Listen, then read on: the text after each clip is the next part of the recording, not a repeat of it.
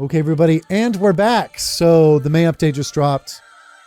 I don't even know what to expect from the May update because the last one was pretty small and they have been small for the last couple now, I think it's been.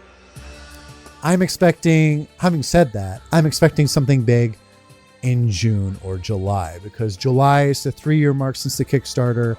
And then I think some of you were pointing out in June when there's like an Xbox showcase, I think we've gotten a trailer the last 2 years, at least the 1 year we did for sure.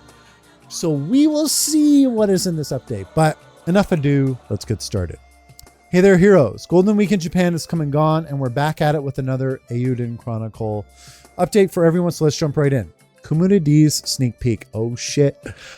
We got a screenshot at the very least. Konnichiwa, konbanwa, director Komuna here. And this month, I'd like to give you another sneak peek of what's happening behind the scenes. The content for Komuna D's sneak peek number 2 is the auto tactics, so auto battle. Who the shit is that character? Is that another, that looks like another lizardkin possibly? I'm reading that as Gigina right now, if I'm reading that katakana correctly. I will have to zoom in on that later and check it out, or that could just be a mask. Hard to tell at this point, just I'm gonna have to zoom in later. Cool, so we got the auto battle feature. I will go back and look at this later, but it's just nice to see the UI in action and seeing more of it. So what on earth is auto tactics? In Eiyuden Chronicle 100 Heroes, auto tactics is an auto battle system, that makes for an easier, more rewarding experience for those that find fighting normal enemies to be a pain in the butt.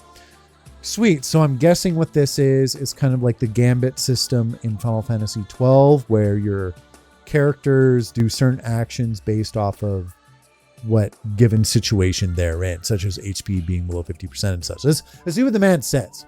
Huh? But auto systems can only be used against weak enemies that are a certain amount of levels lower than you, right? No.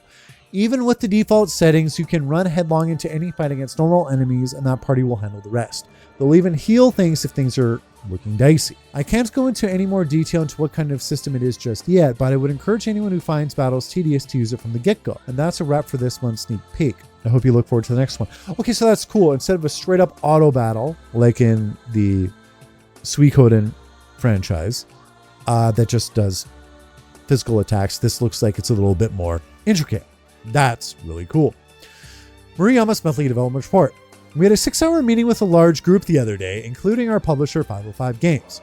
Our meetings are typically held online, so it's been a long time since we met face-to-face like this. Yeah, COVID really just stopped being a big thing in Japan recently, so a video game is both a creator's project but also a product. If these two aspects aren't balanced properly, then the game can become either a purely self-indulgent art piece or an empty imitation that has lost its heart as a game. Wow, I'm really glad that he said that. That's very insightful. Sometimes I'm asked what kind of game it is that I want to make, but to me, what I want to make the most is a game that many people will enjoy. Ultimately, that's tied to how fun the game is and its storyline. But what will make players happy is an extremely difficult question, and despite searching for a long time, it's still a tough one to answer.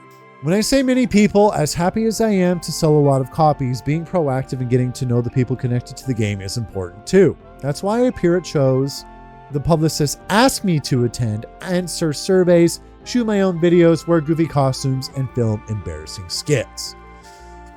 Even so, sometimes the creator has their reasons for not accepting a publicity request that comes up, which then results in a 6-hour long meeting.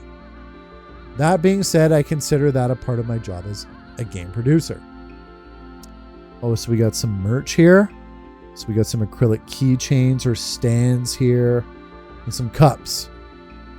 During that 6-hour meeting, I was finally able to receive some merchandise for Eiyuden Chronicle Rising.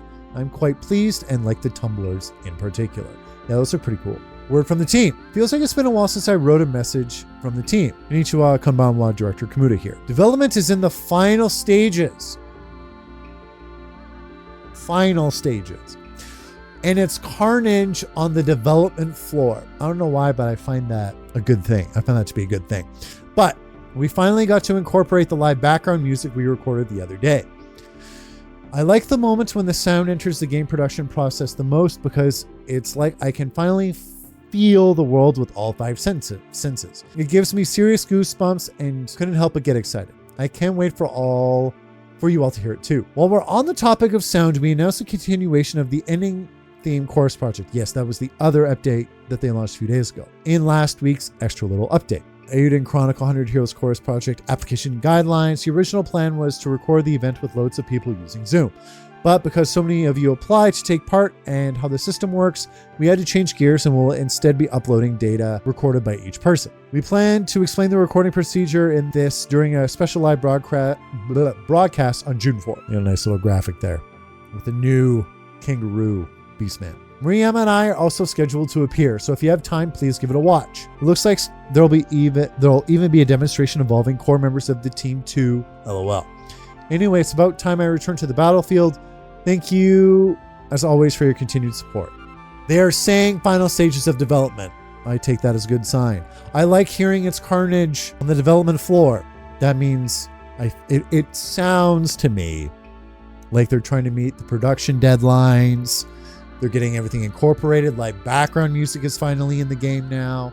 We do at least get a little bit of a look at the UI and this new auto battle system that they are incorporating into the game.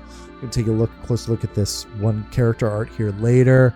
Yeah, that's good. I mean, as far as the Kickstarter updates go, this wasn't a bad one. You know, I figured that they were gonna have to stop maybe showing us some characters eventually. So no, I feel reassured with that. So hopefully, once again, in June or July, we'll be getting a new trailer or something about a release date. I feel the next 2 months will give us quite an indicator into how this game is going. And if it is indeed on track for 2023, they haven't said otherwise yet. And the year's almost half done. So if it's going to be said soon, it'll be in the next couple of months. But no, super happy to see that. Super happy to see that, you know, he even got some merchandise there in his meeting. And that we even just got another screenshot of the game. So no, what do you all think of this update? I'm optimistic at this point still. I really am. So no, thanks as always for watching, everybody, and I'll see you next time. Bye.